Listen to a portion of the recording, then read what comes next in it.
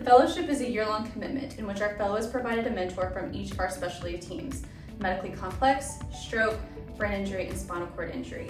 During each of the 3 months rotation, the fellow will have opportunities to meet with their mentor one-on-one with protected time to learn each of the specialty diagnosis groups. At the end of this year, we expect all of the fellows to be well-rounded advanced practitioners. I'm Heather. I came from the East Coast, and I came for the fellowship after 8.5 years working in acute care. I wanted more experience in inpatient rehab. I wanted to have mentors and be in a facility where evidence-based outcomes and research were being implemented. Having supportive mentorship meant a lot to me.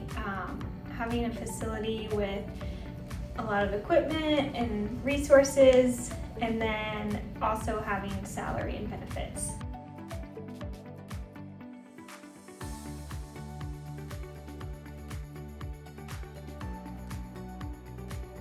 If you want to be in an environment that's constantly pushing each other, challenging each other, but also supporting each other and being the biggest cheerleader, this is the place to be.